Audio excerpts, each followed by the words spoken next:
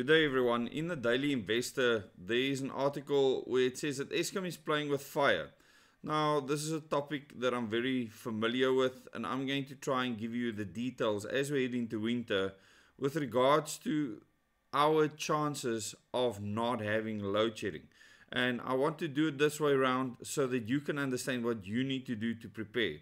And in this article, it speaks about Eskom's unplanned losses as being way higher than what they have been planning for.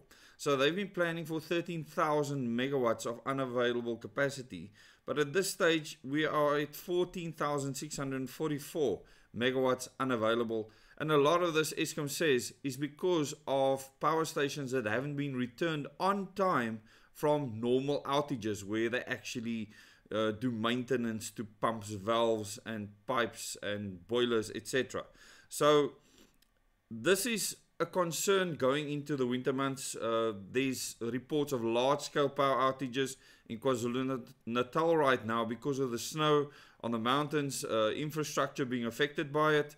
Thunderstorms and things like that can also affect power infrastructure, especially where we live in the Northern Cape with lightning strikes and things like that. So many unplanned things can cause the power grid to collapse. And I want to ask people, how prepared are you for this? What do you have in place for energy within the home, especially when it's cold?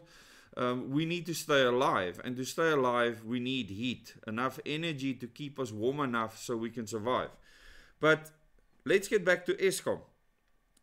Eskom at this stage is not having a whole lot of load shedding because industries are fleeing the country.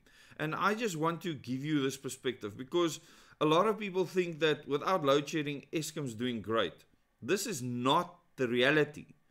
Our economy, the fiat currency economy, is suffering because of companies leaving South Africa. So when you don't have load shedding because of this, there's nothing to celebrate because it's maybe the public not being load shed, but industry is suffering. And this is a problem in the long run. When big industry and factories, even smaller businesses leave the country or shut down at a record pace, it is because, firstly, they can't rely on the power supply. They can't rely on the government to look out for their best interests.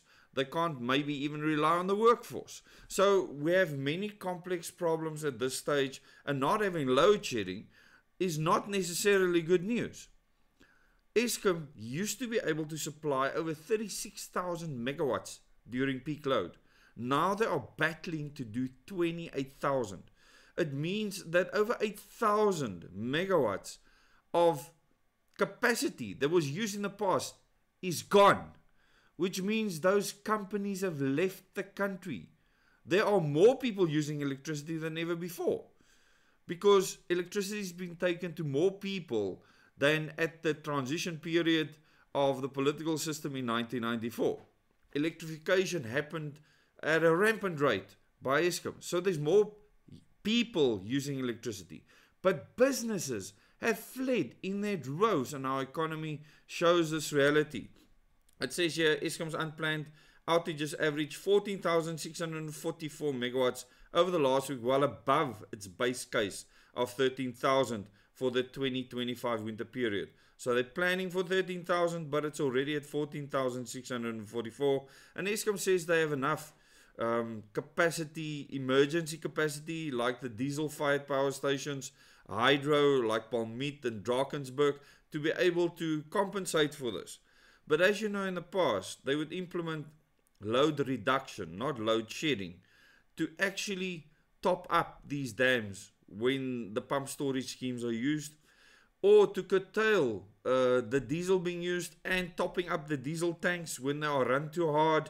They actually have to do load reduction to give the trucks a chance to get to these diesel tanks and actually fill them up, to give the units a chance to pump the water back up to the top storage dams. So this is all needed.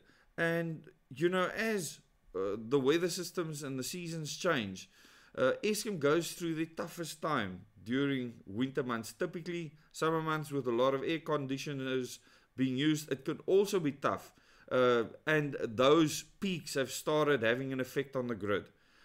But very cold winters like we're having right now is very detrimental to Eskom, and you can expect load shedding to be implemented at any time. This is not attached to politicians. I just have to make that clear. It's a technical thing. And the fact that we don't have load shedding does not mean that we are fine. Our country's economy, the fiat currency economy, or what it's built on, is crumbling before our eyes. This is not good news. We should be having constant load shedding right now because of the demand of industry. If we are to see an economy growing, yes, our debt to GDP ratio is not the worst in the world. It's at just over 70%. When there's countries like Japan, that's at almost 270%. But we have a huge problem with our manufacturing sector. That's just been crushed at this stage, and our government is allowing this fourth industrial revolution to absolutely cause chaos with these industries. They don't actually care that they're leaving the country. They're not moaning and bitching about it. It is all part of a meticulous plan to put all the backbone and infrastructure in place to monitor, track and trace us.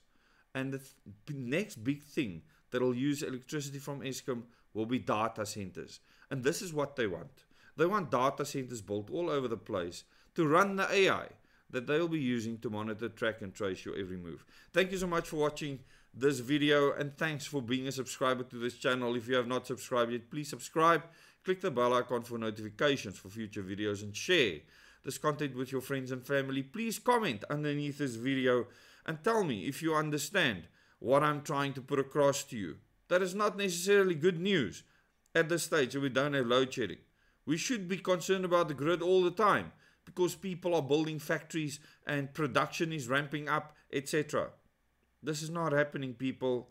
We are in a downward spiral. But the people of South Africa will prevail. So don't worry about the fiat currency economy collapsing. As long as people are willing to work, there is an informal economy that can keep us alive. But the government and their systems will fall. Thank you so much. Till the next video.